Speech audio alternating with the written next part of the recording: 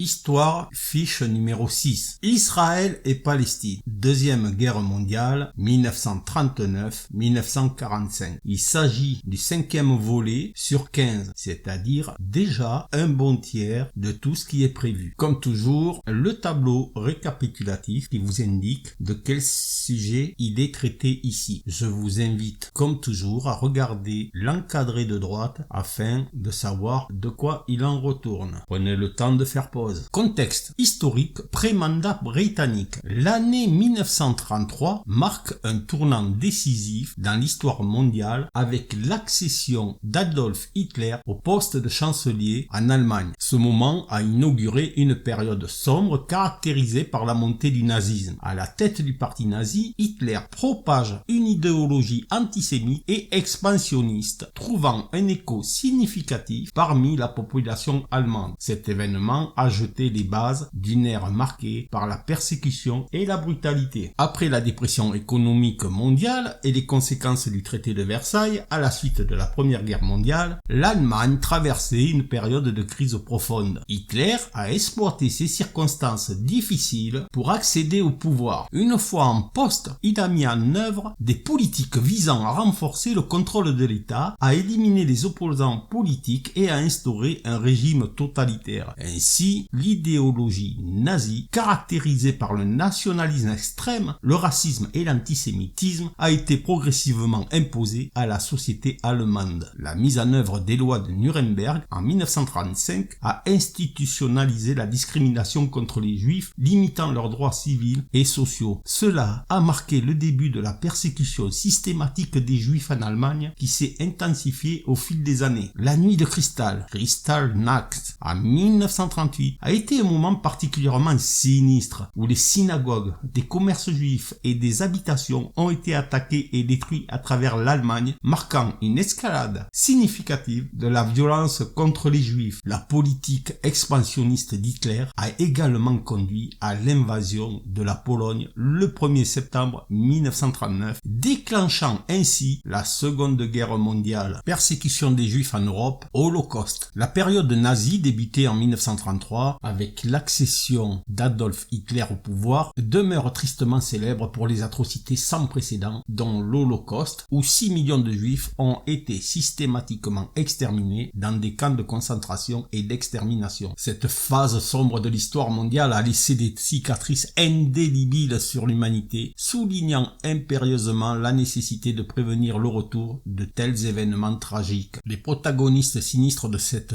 tragédie incluent les SS, Schutzstaffel, organisation paramilitaire nazie responsable de l'application brutale des politiques du régime, la Gestapo, une redoutable police secrète, et le redoutable Adolf Eichmann. Ce dernier a joué un rôle crucial dans la coordination logistique du programme d'extermination systématiquement des Juifs, connu sous le nom d'Holocauste. Dans un contexte général, le mot Holocauste peut être utilisé de manière plus large pour décrire un sacrifice religieux, en particulier celui où une offrande est entièrement consumée par le feu. Cependant, le terme est le plus fréquemment utilisé pour désigner l'Holocauste qui s'est déroulé pendant la Seconde Guerre mondiale. L'Holocauste est également appelé la Shoah. Cette expression hébraïque signifie catastrophe ou anéantissement et est souvent utilisée pour décrire ce génocide. Les camps de concentration et d'extermination tels qu'Auschwitz, Sobibor et Treblinka ont été les sinistres théâtres où se sont déroulées ces horreurs indicibles. Ces installations étaient le lieu où des millions de personnes, principalement des Juifs, mais aussi d'autres groupes ciblés par les nazis, ont été délibérément exterminés dans le cadre de la solution finale. Sous la direction d'Eichmann, la machine de mort nazie a atteint des sommets de cruauté, entraînant la mort de milliers de personnes innocentes. L'Holocauste demeure un des chapitres les plus sombres de l'histoire humaine, rappelant la nécessité impérieuse de préserver la mémoire de ces événements, de comprendre les forces qui les ont engendrés et de promouvoir des valeurs telles que la tolérance et la compréhension pour empêcher la la répétition de telles horreurs dans le futur. Ce chiffre de 6 millions est un bilan minimum. Il n'inclut pas les dizaines de milliers d'opposants politiques et de résistants déportés et exécutés dans les camps, les centaines de milliers de prisonniers de guerre russes systématiquement exterminés, les minorités, témoins de Jéhovah, tziganes, homosexuels, entre tant d'autres. Également les dizaines de milliers de personnes ajoutées au convoi qui n'étaient pas recensées ou enregistrées à l'état civil, comme par exemple les victimes provenant des villages reculés de la Russie ou de la Pologne. Le révisionnisme et le négationnisme. Le révisionnisme, dans un contexte historique, se réfère à la révision ou à la remise en question de l'interprétation traditionnelle des événements passés, notamment le bilan dont je viens de parler. Cela peut inclure la réévaluation des faits historiques, des motivations des acteurs et des conséquences d'événements particuliers. Cependant, il est important de noter que le terme révisionnisme est parfois utilisé de manière ambiguë et peut avoir des connotations différentes selon le contexte. Quelques définitions. Dans le domaine de l'histoire, le révisionnisme peut être un processus légitime de réexamen critique des sources, des interprétations et des narrations établies. Les historiens révisionnistes cherchent à apporter de nouvelles perspectives, à corriger les erreurs historiques et à incorporer de nouvelles preuves ou analyses. Cependant, le terme révisionnisme est parfois associé de manière négative au négationnisme, qui consiste à nier ou minimiser délibérément des faits historiques établis généralement en relation avec des événements traumatisants tels que l'Holocauste. Le négationnisme de l'Holocauste, par exemple, remet en question la réalité de l'extermination systématique des Juifs par les nazis pendant la Seconde Guerre mondiale. Il est essentiel de faire la distinction entre le révisionnisme légitime, qui est une pratique courante dans la recherche historique, et le négationnisme, qui est généralement motivé par des agendas politiques ou idéologiques et est souvent condamné en raison de sa nature négationniste. Les lois relatives au négationnisme varient d'un pays à l'autre et il n'existe pas de législation unique qui s'applique universellement. En général, ces lois ont été instaurées pour interdire la négation de certains faits historiques, notamment ceux liés à des génocides ou à des crimes contre l'humanité. Par exemple, en France, la loi Guessot de 1990 interdit la contestation de l'existence des crimes contre l'humanité tels que définis par le tribunal militaire international de Nuremberg après la Seconde Guerre mondiale. Ces lois suscitent souvent des controverses et soulèvent des questions concernant la liberté d'expression et la censure. Dans un contexte plus général, le révisionnisme peut également être utilisé dans d'autres domaines pour décrire la remise en question ou la réévaluation des idées établies, que ce soit en politique, en économie, en sciences ou dans d'autres disciplines. Réponse internationale. Lorsque les horreurs nazies ont été révélées, la communauté internationale a réagi de manière vigoureuse. Les nations alliées, parmi lesquelles les États-Unis, le Royaume-Uni et l'Union soviétique, ont uni leurs forces dans cette cause cruciale. Les déclarations des Nations Unies contre l'extermination raciale ont constitué des accords fondamentaux témoignant de la détermination mondiale à mettre fin à de tels actes inhumains. La découverte des atrocités nazies a non seulement suscité l'indignation mondiale, mais a également jeté les bases des futurs procès de Nuremberg où les criminels de guerre nazis ont été tenus responsables de leurs actions. La Seconde Guerre mondiale, 1939-1945, a impliqué de nombreux pays à travers le monde. Les principaux pays impliqués dans le conflit, que ce soit du côté des Alliés ou de l'Axe, comprenaient chez les Alliés l'Union soviétique, les États-Unis, le Royaume-Uni, la Chine, la France, le Canada, l'Australie, la Nouvelle-Zélande, l'Inde, la Pologne, la Norvège, la Belgique, les Pays-Bas, la Grèce, la Yougoslavie, le Brésil. Pour l'Axe, l'Allemagne, le Japon, l'Italie, la Hongrie, la Roumanie, la Bulgarie, la Finlande et d'autres pays ont été impliqués à des degrés divers au cours du conflit et certains ont changé d'allégeance au fil du temps. La guerre a été caractérisée par des fronts multiples à travers l'Europe, l'Afrique, l'Asie et le Pacifique. Dans le contexte de la Seconde Guerre mondiale, l'Axe fait référence à l'alliance militaire formée principalement par l'Allemagne nazie, l'Italie fasciste et le Japon impérial, ainsi que d'autres pays qui ont rejoint cette coalition au fil du temps. L'expression Axe est dérivée de l'entente militaire signée entre ces puissances en 1936. Cette alliance était également connue sous le nom de pacte anticominterno. Le terme Axe est une traduction du terme allemand Axe et du terme italien As. L'alliance a été formée en grande partie en raison de la convergence d'intérêts politiques, idéologiques et territoriaux entre les puissances impliquées. Cependant, au fur et à mesure que la guerre progressait, des tensions ont émergé entre les membres de l'Axe et certains pays ont changé d'allégeance au fil du temps. Dans le contexte de la Seconde Guerre mondiale, les Alliés font référence à l'alliance militaire formée principalement par les puissances qui ont résisté à l'expansionnisme agressif de l'Axe. Les principaux principaux membres des Alliés étaient l'Union soviétique, les États-Unis, le Royaume-Uni, la Chine et la France, ainsi que d'autres pays qui ont rejoint l'Alliance au fil du temps. Les Alliés ont coopéré pour lutter contre les agressions de l'Axe sur plusieurs fronts, y compris en Europe, en Afrique, en Asie et dans le Pacifique. L'Alliance a été caractérisée par une collaboration militaire et politique visant à mettre fin à l'expansionnisme agressif des puissances de l'Axe et à instaurer la paix. Il est important de noter que les Alliés ont également inclus d'autres nations